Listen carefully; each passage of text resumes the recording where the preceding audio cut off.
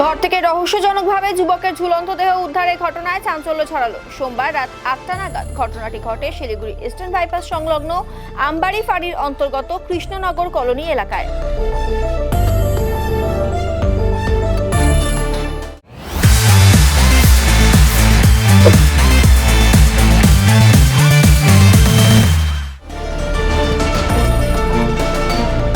মৃত যুবকের নাম উজ্জ্বল দাস। ঘটনায় খুনের অভিযোগ তুলল পরিবার সূত্রে জানা গিয়েছে, উজ্জ্বল দাস তার স্ত্রী ও সন্তানকে নিয়ে কৃষ্ণনগর কলোনিতে থাকতেন। পরিবারের অন্য সদস্যরা আলাদা বাড়িতে থাকেন। দাদার সঙ্গে উজ্জ্বল দুধের ব্যবসা করতেন। গতকাল রাত ৮টা নাগাদ উজ্জ্বলের কাছে দুধ বিক্রির টাকা নিতে আসেন তার দাদা। তখনই তিনি দেখেন ঘরের মধ্যে ভাইয়ের ঝুলন্ত দেহ। দাদার চিৎকার শুনে প্রতিবেশীরা ছুটে আসেন। ঘটনার সময় যুবকের স্ত্রী ও সন্তান বাড়িতে ছিলেন না। যুবকের কোমর সহ পা দুটি দড়ি দিয়ে বাঁধা ছিল, তাই যুবককে খুন করা হয়েছে বলে পরিবারের সন্দেহ। ঘটনার পর পুলিশকে খবর দেওয়া হয়। পুলিশ পৌঁছে দেহ উদ্ধার করে। আজ মৃতদেহ ময়নাতদন্তের জন্য উত্তরবঙ্গ মেডিকেল কলেজ ও হাসপাতালে পাঠানো হয়েছে। গোটা ঘটনার তদন্ত শুরু করেছে পুলিশ।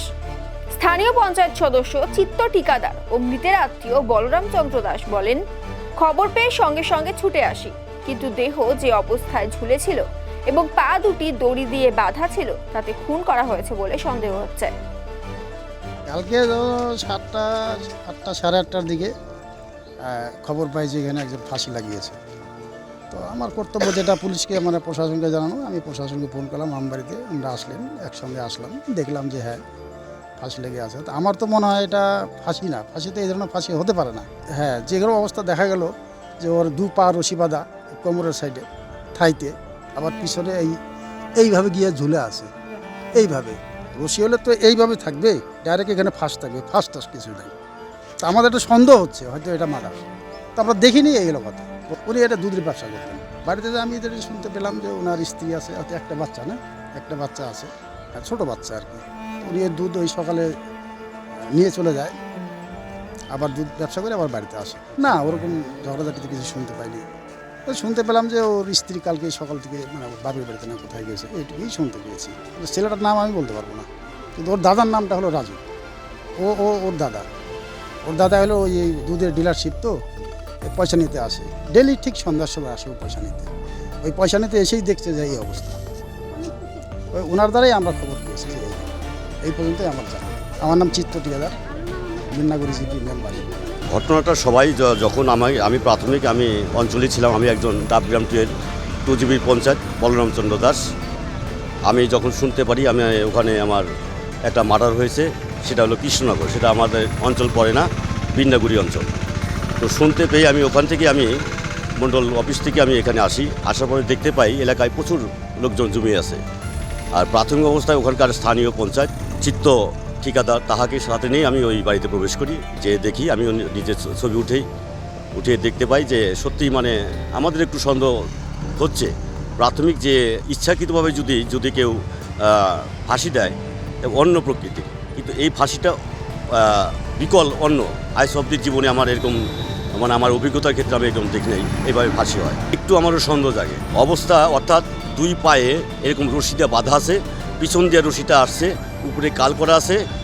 এই অবস্থায় মানে এখানটায় মানে একটা শুধু রশি এখানে আছে, এই মানে হাত দুটো নিচে, পা প্রায় বিছনা লাগোয়া, তাতেই সন্দেহ জাগে।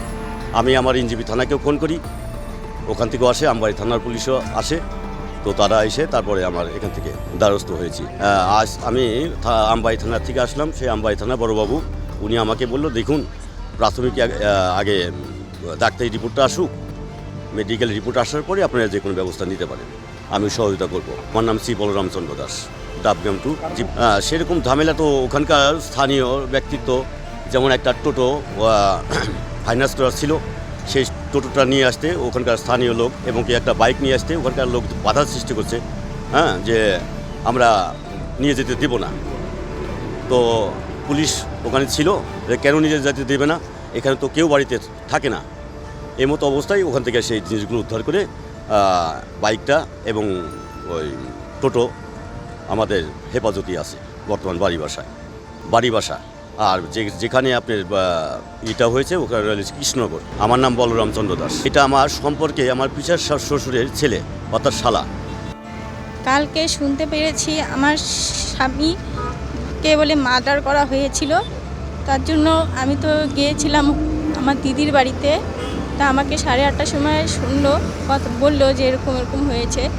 তা আমি গাড়ি ভাড়া করে রিজার্ভ করে আমি সেদিনকাই ব্যাক করেছি। রাত্রে এই 2টা-2:30টার দিকে আমি বাড়ি ভাষার দিকে ঢুকে গেলাম। আগে তো ঝামেলা তো একটু হয়, আগে তো একটু গুন্ডা টাইপের ছিল, তো আগে তো মারামারি সবার সাথে করতো। এখন কেউ যদি এখন ইচ্ছা করে এখন দুর্বলতা যদি নিয়ে থাকে ওর, না বাড়িতে কেউ ছিল না, ওই একাই ছিল বাড়িতে। যেভাবে ঝুলেছিল সেটা তো মার্ডারই করা হয়েছে, কিন্তু এইভাবে তো কারোর ফাঁসি হয় না। আমার নাম প্রিয়াঙ্কা দাস। হ্যাঁ, পুলিশের কাছে গিয়েছিলাম। এখন উনি বলল যে আগে পোস্টমর্টমের রিপোর্টটা আসুক, তারপরে করতে।